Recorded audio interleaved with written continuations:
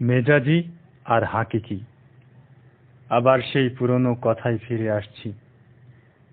মক্কার মিনাতে যে তিনটি শয়তান ঠাঁই দাঁড়িয়ে আছে, উহারা মেজাজি শয়তান। উহারা শয়তান নয়, কথাটি বলা যাবে না, কারণ তাহলে শরীয়তের দর্শনটি থাকে না। শরীয়তের দর্শনটিকে রাখতে হলে হাকিকি দর্শনটিকে বুঝিয়ে দেবার জন্য। তাই ইসলাম হলো একটি পূর্ণাঙ্গ জীবন দর্শন।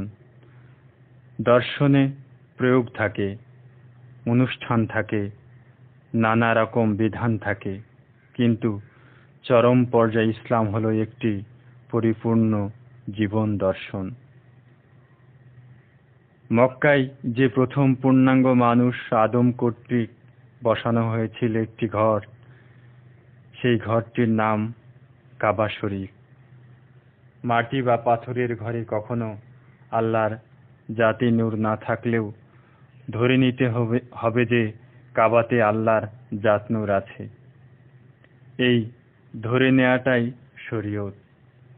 তাই মক্কার কাবা ঘরটি হলো মেজাজি কাবা। হাকিকি কাবার পরিচয় করার দর্শনটি হলো মেজাজি কাবা, কারণ মেজাজি কাবাটি না থাকলে হাকিকি কাবার দর্শনটি বুঝতে কষ্ট হতো। মূর্তির পিছনেই বিমূর্ত দাঁড়িয়ে থাকে। হাকিকি কাবা মুমিনদের সঙ্গেই আল্লাহ আছেন। সূরা আনফালের 19 নম্বর আয়াতটি এই কথাটিই বলছে। সুতরাং মুমিনের দিলটি হলো হাকিকি কাবা। মুমিনের দিল কাবার হজটি কেমন করে করতে হবে, তারই জন্য মেজাজি কাবার প্রয়োজন। আবার মেজাজি কাবাটিকে অনুসরণ করেই মেজাজি মসজিদ বানানো হয়। হাকিকি মসজিদটি হলো মুমিনের দিল কাবা। এই বিষয়ে বিস্তারিত জানতে চাইলে শাহ সুফি সদরুদ্দীন আহমেদ চিশতির রচিত মসজিদ দর্শন বইটি পড়লেই পরিষ্কার বুঝতে পারবেন। আবার মেজাজি কাবা ও হাকিকি কাবার দর্শনটি জানতে চাইলে শাহ সুফি সদরুদ্দীন আহমেদ চিশতির রচিত কেবলা ও সালাত বইটি পড়লেই পরিষ্কার বুঝতে পারবেন। ওহাবিরা হাকিকি কাবা ও হাকিকি মসজিদকে ইসলামী দর্শন হতে উপড়ে ফেলে দিয়েছে। তাই মেজাজি কাবা আর মেজাজি মসজিদের মধ্যেই সমস্ত দর্শনটিকে ধরে রেখেছে। তাই ধর্মটি হয়ে যাচ্ছে দিনে দিনে অনুষ্ঠান সর্বস্ব। সব রকম অনুষ্ঠানের দর্শনের পিছনেই যে হাকিকি দর্শনটি দাঁড়িয়ে আছে, তা দেখেও দেখতে চাই না, বুঝেও বুঝতে চাই না। তাই আজ আমরা দেখতে পাই যে সারা দুনিয়াতে 57টি মুসলিম দেশ জ্ঞান বিজ্ঞানের প্রশ্নে কোথায় দাঁড়িয়ে আছে। গবেষণা শব্দটি আজ মুসলিম দেশগুলোতে হতে উঠে গেছে। যারা গবেষণার স্বাধীন দরজাটিকে জোর করে বন্ধ করে দেয়, তারা সভ্যতার হাসপাতালে স্যালাইন নেয়। যার জ্ঞান গবেষণার জন্য দুর্গম চীন দেশে যাবার আদেশ আর উৎসাহ আছে, আজ সেই জাতি মুখ ফিরিয়ে নিয়েছে। আজ এমন এক আজব পরিবেশে সমাজের বুকে সিন্দাবাদে দৈত্যের মতো আনুষ্ঠানিকতার বোঝাটি ঘাড়ে চেপে বসে আছে যে আসল সত্য কথাগুলো বারবার খুলে বলতে হচ্ছে। আজ মুসলিম বিশ্ব আনুষ্ঠানিকতার লাঠিকে আসল পা মনে করে ধরে আছে, এবং কেউ যদি বোঝাতে চায় যে এটা আসল পা নয় বরং লাঠি, তাহলে তাকে সম্মান প্রদর্শন করা তো দূরে থাক, বরং আনুষ্ঠানিকতার বাণগুলো নিক্ষেপ করতে অস্থির হয়ে ওঠে। চুরি ডাকাতির মাল কিনে নেবার সময় কিছুই মনে থাকে না, কিন্তু তাড়াতাড়ি অজুর পানি দাও, সময় মতো নামাজ না পড়লে মনটা অস্থির লাগে। এই চমৎকার দর্শনে আমরা কম বেশি সবাই গা ভাসিয়ে দিয়েছি। এবার আসুন খাজা বাবা কি বলেন। অলিদের মহারাজা খাজা বাবা, যিনি অখণ্ড ভারতে ৮০০ বছর আগে মাত্র ৪ কোটি মানুষদের মধ্য হতে ৯২ লাখকে মুসলমান বানিয়েছিলেন। কোরআনে বর্ণিত যতজন নবী আছেন সবাই মিলে ১২ ভাগের ১ ভাগ মুসলমানও বানাতে পেরেছেন কিনা সন্দেহ। সেই অলিদের মহারাজা সুলতানুল হিন্দ খাজা বাবা কাবা ও হজ বিষয়টিকে কি বলে গেছেন? আসরারে হাকিকি নামক পুরানো ফার্সি ভাষায় রচিত গ্রন্থে আজ হতে ৩৯ বছর আগে ভারতের সাহারানপুর হতে ১৮৯৮ সালে নওবল কিশোর নামক প্রকাশক লিথো প্রেসে ছাপানো একখানি মকতুবাত শরীফ খুব কষ্ট করে এবং বেশ কিছু টাকা খরচ করে সংগ্রহ করেছিলেন।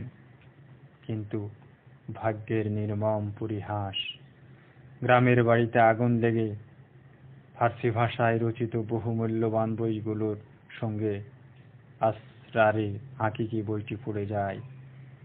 অনুবাদ করার ইচ্ছা ছিল এবং সামান্য কলমও ধরেছিলাম, কিন্তু যখন জানতে পারলাম যে রাজশাহী হতে জনৈক মৌলানা জিয়াউল হক মোহাম্মদ ইউসুফ খান বাংলায় অনুবাদ করেছেন এবং ১৯৫১ সালে বই আকারে ছাপা হয়, অবশেষে ১ কপি সংগ্রহ করেছি।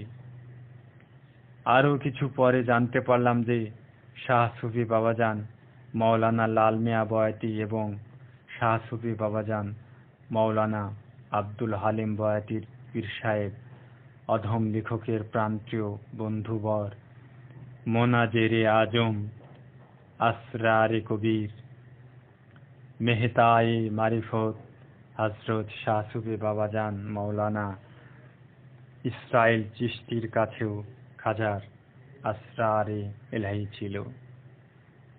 লালবাগের বালুঘাটে অবস্থিত খানকায় আমি নিজ হাতে সেই মকতুবাত নেড়েচেড়ে দেখেছি।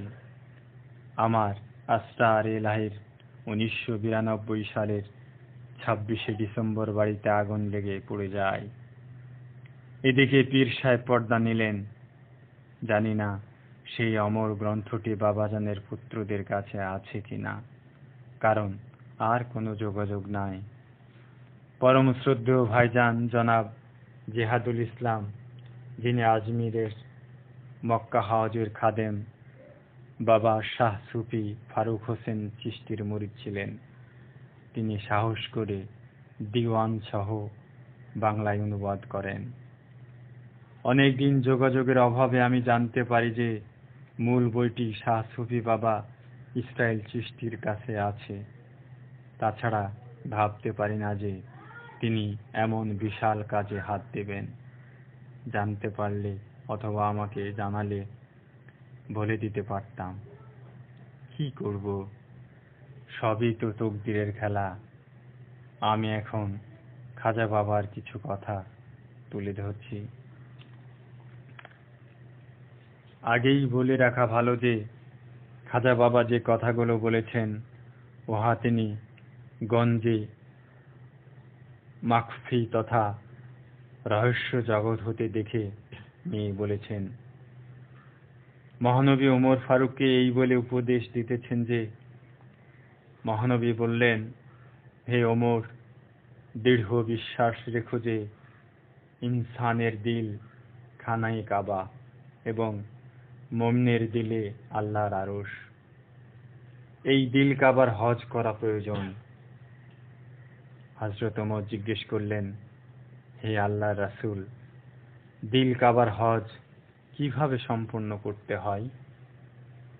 উত্তরে মহানবী বললেন, ইনসানের ওজুদ দরজা বিশিষ্ট আব, আতশ, খাক ও বাত, এই ৪টি দরজা থেকে সকল প্রকার সন্দেহ, গোমরাহি ও গায়রুল্লাহর পর্দা দূরীভূত করলে দিলরুফ আইনার আল্লাহর জাতির জালুয়া নজরে আসবে। এটাই খানায়ে কাবার হজের লক্ষ্য ও উদ্দেশ্য। এরকম হাকিকি হজ তথা আসল হজের আরও একটি বিশেষ উদ্দেশ্য হল ইনসান নিজের আমিত্ব তথা হাস্তিকে এমনভাবে মিটিয়ে ফেলবে যেন আমিত্বের কোনো নামগন্ধ অবশিষ্ট না থাকে। এই পর্যায়ে তার জাহের ও বাতেন সমভাবে পবিত্র হয়ে যাবে এবং তার দিল আল্লাহর গুণে গুণান্বিত হবে। হযরত ওমর বললেন, ইয়া রাসূলুল্লাহ, আমার নিজের আমিত্ব কেমন করে দূর করে দেব? মহানবী বললেন, আল্লাহর আশিক হলেই আপন আমিত্ব ফানা করা সম্ভব। যে ব্যক্তি আল্লাহর আশিক হয়েছে সে ফানা ফিল্লা প্রাপ্ত হয়েছে এবং সেই ব্যক্তি আল্লাহর জাতের প্রকাশ্য রূপ ধারণ করতে পেরেছে। হযরত ওমর জানতে চাইলেন, মুমিনের দিলকে খানায়ে কাবা ও আল্লাহর আরশ কেন বলা হয়েছে? মহানবী বললেন, আল্লাহ কোরআনে বলেছেন, আমি তোমাদের নফসের সাথে মিশে আছি, তোমরা কি দেখতে পাও না? হে ওমর, থাকার স্থানকে ঘর বলে এবং যেহেতু আল্লাহ দিলে অবস্থান করেন সেহেতু দিলকে খানায়ে খোদা তথা আল্লাহর আরশ বলা হয়। হযরত ওমর জানতে চাইলেন, হে আল্লাহর রাসূল, এই মাটির দেহে কে কথা বলে, কে শোনে এবং কেই বা সবকিছু জানতে পারে, আর সেই বা কে? মহানবী বললেন, মাটির দেহে একমাত্র খোদাই কথা বলেন, শোনেন, দেখেন এবং সব বিষয়ে জ্ঞান দান করেন।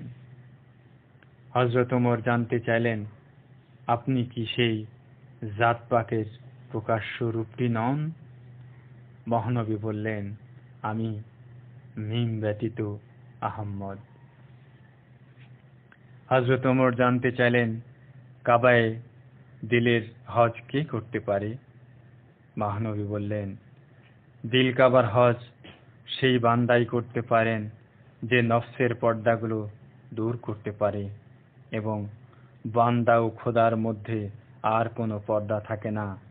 তখন সে খোদার গুণে গুণান্বিত হয়ে যায় এবং তখনই তার দিলের মাঝে খোদার জাত প্রকাশিত হয়। বান্দার দিলে খোদার জাত প্রকাশ হলে আসল হজটি হয়ে যায় এবং ইহাই হাকিকি হজ। যারা এই আসল হজটি করতে পারে না তারাই জাহের পরাস্ত এবং এদের রাহে শরীয়ত তথা শরীয়তের পথে চলার দাবিদার। ইশকে এলাহির পথে যে 4টি ধাপ আছে এরা তার প্রথম ধাপে অবস্থান করে। এই শরীয়তপন্থীরা মারিফতের রহস্য কিছুই বোঝে না এবং জাহের পরস্ত অবস্থায় মৃত্যুবরণ করে। এই দলটিকেই আহলে শরীয়ত বলা হয়। আবার যারা কখনো দুনিয়ার দিকে আবার কখনো দ্বীনের দিকে আকৃষ্ট হয় তাদের বাতেনি চোখ নূরে বাতিনিতে আলোকিত হয় না। এদেরকে আহলে তরিকত বা তরিকতপন্থী বলা হয়। আর 3 ও 4 নম্বর দলের মানুষেরা খাস, কারণ এদের বাতনি চোখ খোলা এবং এদের দিলে আল্লাহর জাত পাকে মওজুদ এবং সর্বাবস্থায় এরা আল্লাহর রহস্যে ডুবে থাকেন। এরাই আহলে হাকিকত এবং আহলে মারিফত অবস্থান করেন।